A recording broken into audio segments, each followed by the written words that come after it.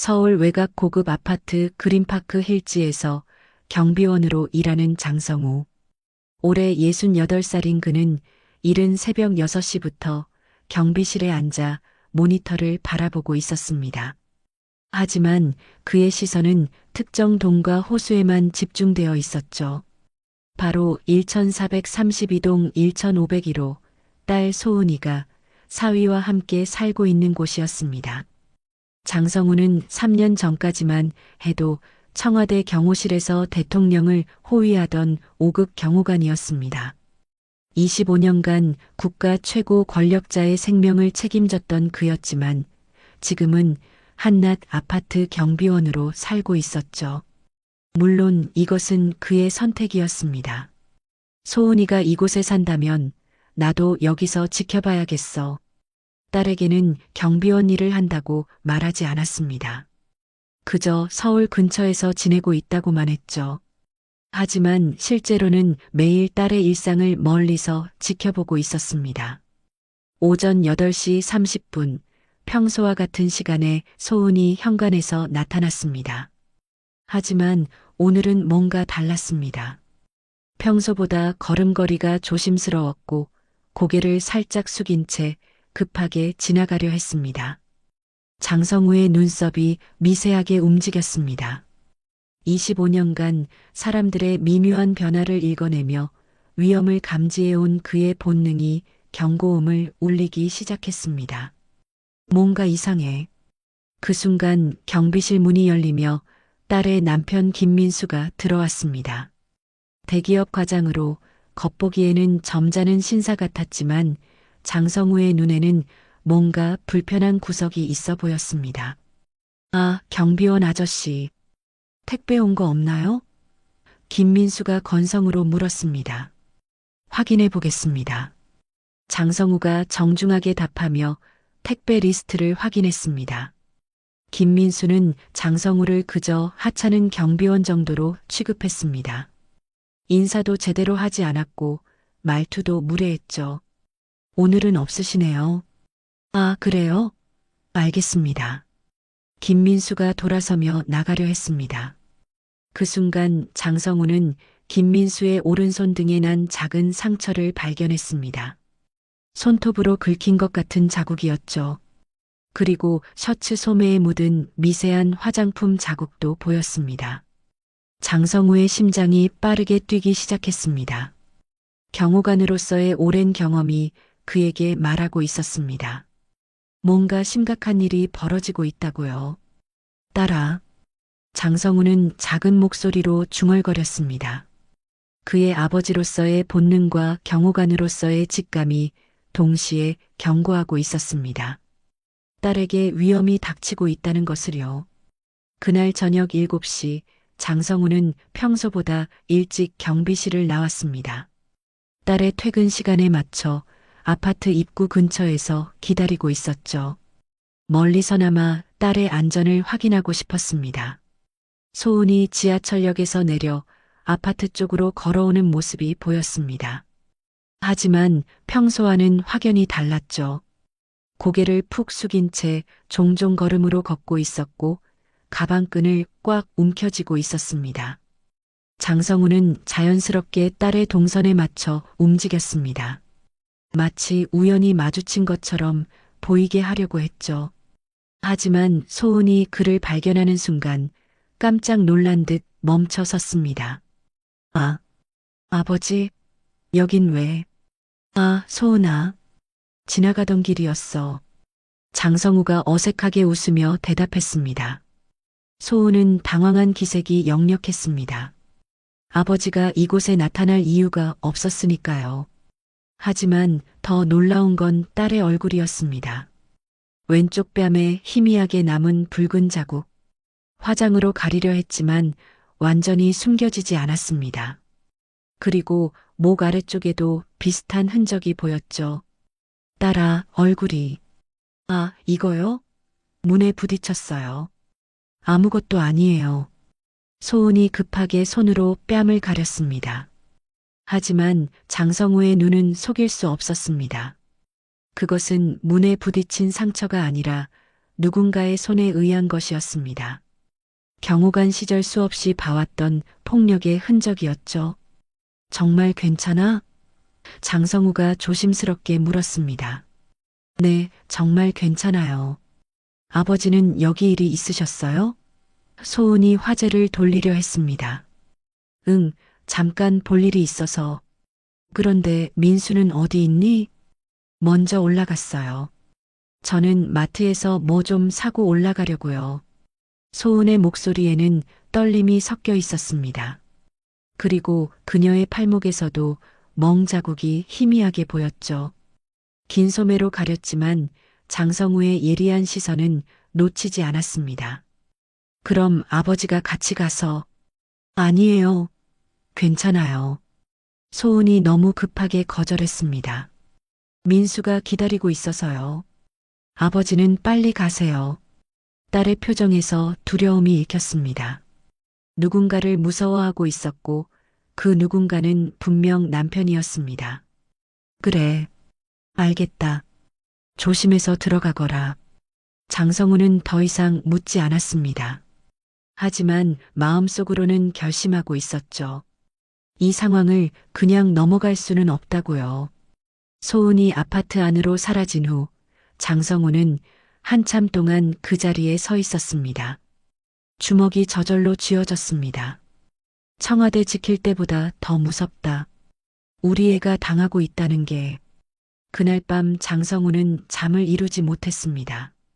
딸의 얼굴에 난 상처와 두려워하는 표정이 계속 머릿속을 맴돌았죠.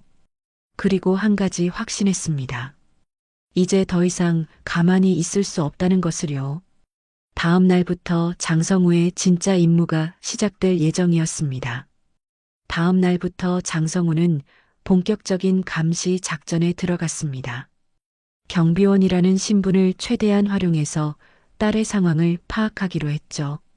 청와대에서 쌓은 25년의 노하우가 이제 딸을 위해 사용될 차례였습니다. 먼저 경비실의 CCTV 시스템을 철저히 분석했습니다.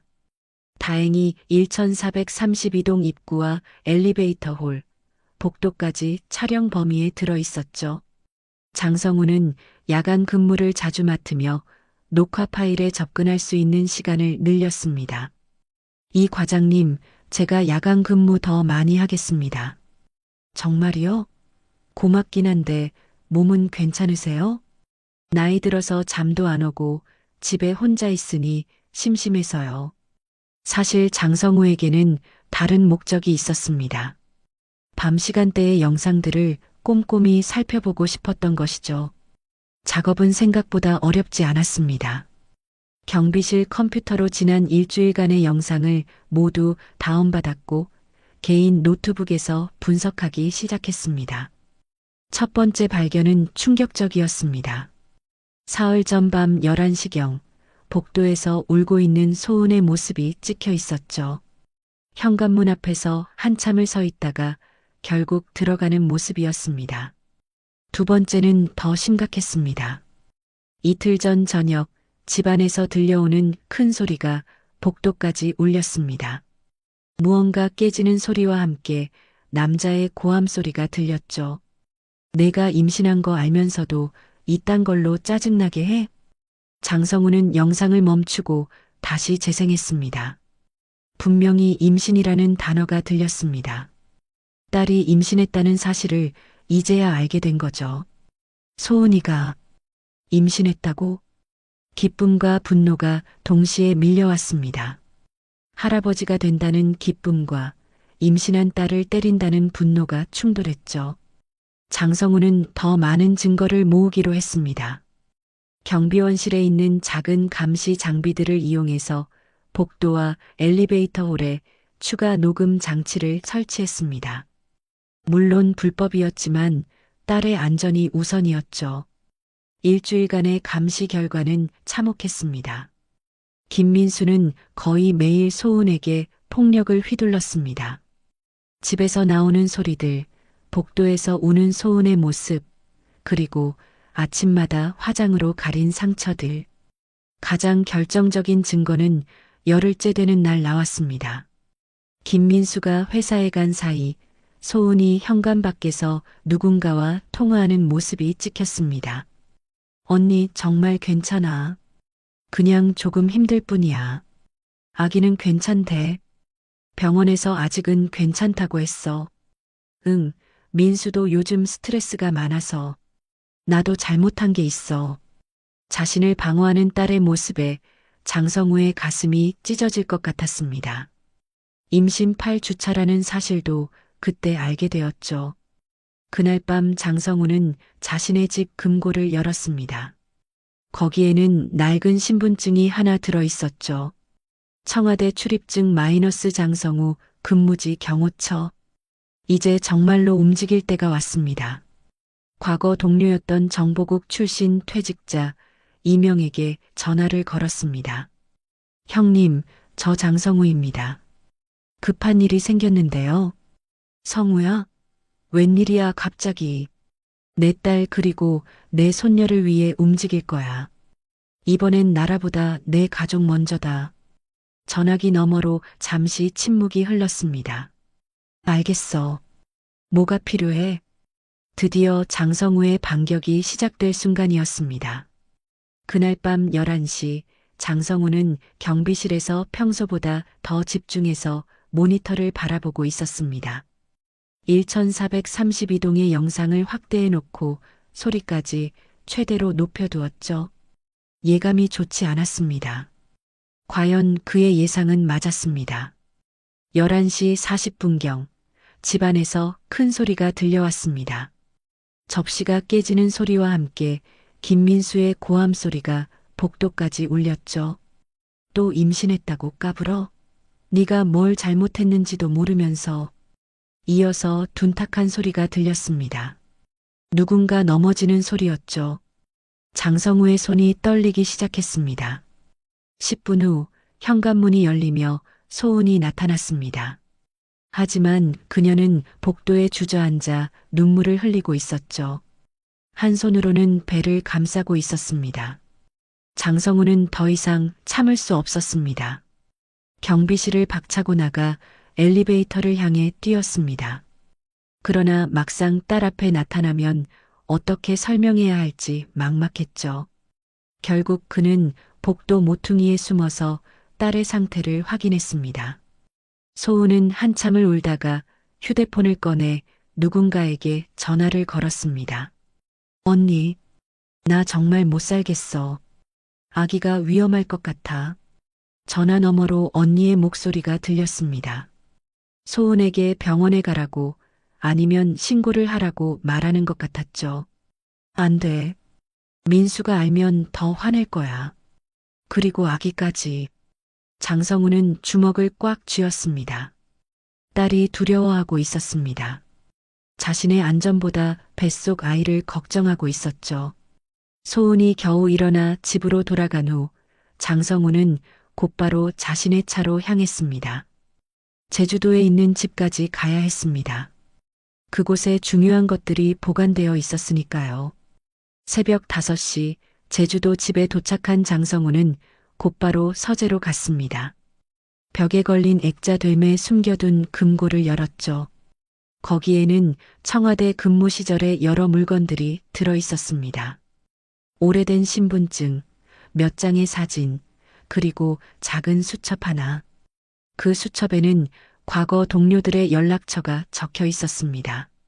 장성우는 2명에게 전화를 걸었습니다. 모두 정보국 출신으로 현재는 은퇴한 상태였죠. 이 형님, 저 장성우예요.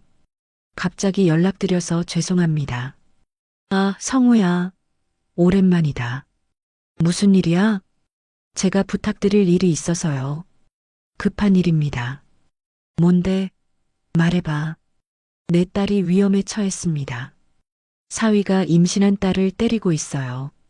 전화기 너머로 한숨 소리가 들렸습니다. 그래. 알겠어. 뭐가 필요해? 증거 수집과 법적 대응 방법을 알고 싶습니다. 그리고 장성우는 잠시 망설였습니다. 개인적으로 해결할 수도 있는 방법도요. 성우야, 조심해. 우리가 예전 같지 않다는 거 알지? 알아요.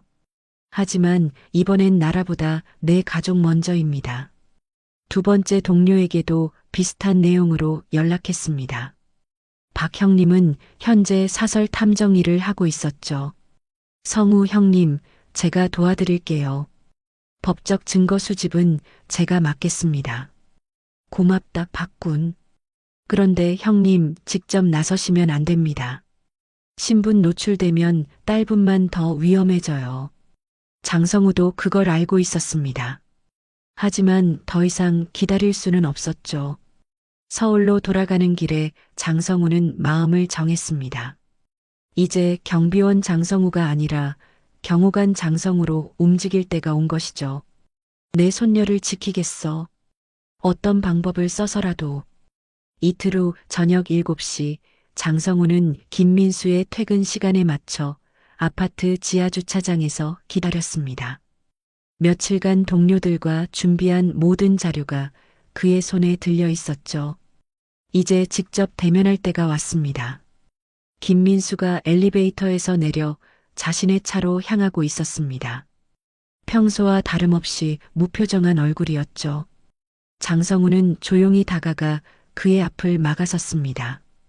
김민수 씨. 네. 누구세요? 김민수가 고개를 들었습니다. 경비원복을 입은 장성우를 보고는 짜증스러운 표정을 지었죠. 아, 경비원 아저씨네요. 뭔 일이세요? 잠깐 이야기 좀 하죠. 이야기요? 뭔 이야기를 하겠다는 거예요? 저 급해서요. 김민수는 장성우를 한낱 경비원 정도로 취급하며 무시하려 했습니다. 하지만 장성우의 눈빛은 평소와 달랐죠. 혹시 내가 누군지 아나? 네, 경비원이잖아요. 감나라 배나라 하지 마시고요. 저 정말 급해서. 장성우는 주머니에서 스마트폰을 꺼내 화면을 켰습니다. 그리고 조용히 김민수에게 보여주었죠. 화면에는 동영상이 재생되고 있었습니다. 복도에서 찍힌 CCTV 영상이었죠. 김민수가 소은을 밀치고 욕설을 하는 장면, 그리고 우는 소은의 모습이 선명하게 담겨 있었습니다. 김민수의 얼굴이 하얗게 굳었습니다. 이게 뭐예요? 당신이 내 딸에게 한 짓이야. 딸이요? 무슨, 소은이가 내 딸이다. 김민수는 잠시 말문이 막혔습니다. 장인어른이 경비원으로 일하고 있다는 사실을 이해할 수 없었죠. 아버님이 왜 여기서 경비원을? 그건 중요하지 않아. 중요한 건 당신이 임신한 내 딸을 때렸다는 거야. 장성우는 계속해서 다른 영상들을 보여주었습니다. 집안에서 들려오는 고함 소리, 복도에서 우는 소은, 그리고 상처를 가리려 애쓰는 모습까지. 이건 불법 촬영 아닌가요? 불법이라고? 당신이 내 딸 때리는 게 합법인가? 김민수는 당황해서 변명을 늘어놓기 시작했습니다. 아, 아니에요. 그냥 부부싸움이었어요. 스트레스가 좀 쌓여서. 소은이도 이해해요. 이해해? 장성우의 목소리가 낮아졌습니다. 임신한 아내를 때려놓고 이해해? 죄송합니다. 정말 죄송해요. 앞으로는 안 그럴게요. 안 그럴 거야? 장성우는 김민수에게 한 걸음 더 다가갔습니다. 그의 체격과 분위기가 평범한 경비원과는 확연히 달랐죠. 나는 25년간 청와대에서 일했어. 대통령 경호관이었지. 네, 경호관이요? 그래. 위험한 상황들을 수도 없이 받고 위험한 인물들도 많이 상대했어. 김민수는 뒤로 물러섰습니다. 장성우에게서 나오는 기운이 심상치 않았죠. 하지만 내 인생에서 가장 위험한 상황은 지금이야. 내 딸과 손녀가 위험에 처해 있거든. 아버님, 정말 죄송해요. 다시는. 닥쳐. 장성우의 한마디에 김민수는 입을 다물었습니다. 이제 내 말을 들어.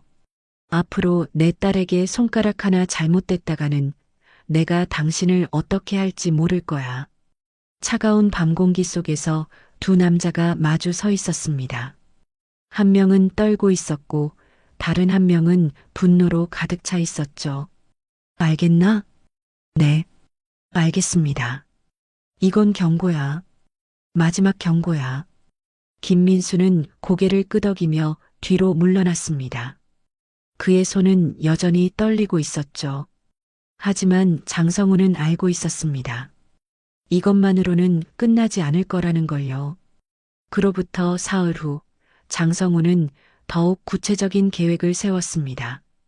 단순한 경고만으로는 김민수 같은 인간이 변하지 않을 거라는 걸 알고 있었죠. 이번에는 완전히 끝장을 내야 했습니다. 저녁 8시 김민수가 회사에서 돌아오는 길목에서 장성우가 기다리고 있었습니다. 이번에는 경비원복이 아닌 정장 차림이었죠. 그리고 손에는 두꺼운 봉투 하나를 들고 있었습니다. 김민수? 김민수는 장성우를 보자마자 얼굴이 굳었습니다. 지난번 만남이 얼마나 충격적이었는지 알 수 있었죠.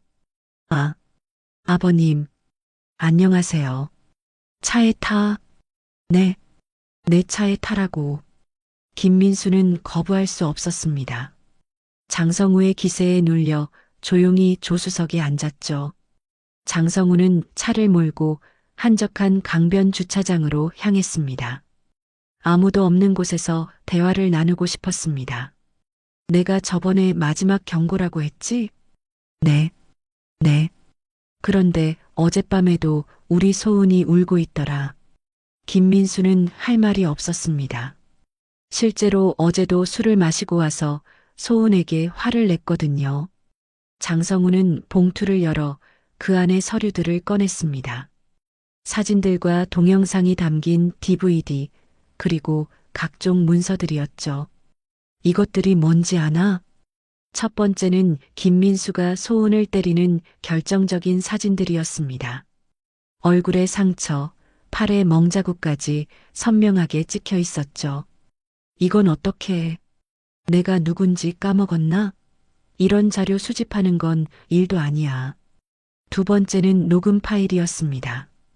집안에서 김민수가 소은에게 욕설하고 폭력을 휘두르는 소리가 담겨 있었죠. 그리고 이건 세 번째는 김민수의 회사 상급자들과 인사팀 연락처였습니다. 이 자료들을 내 회사로 보낼 수도 있고 언론사로 보낼 수도 있어. 대기업 간부, 임신한 아내 폭행 이런 제목으로 말이야.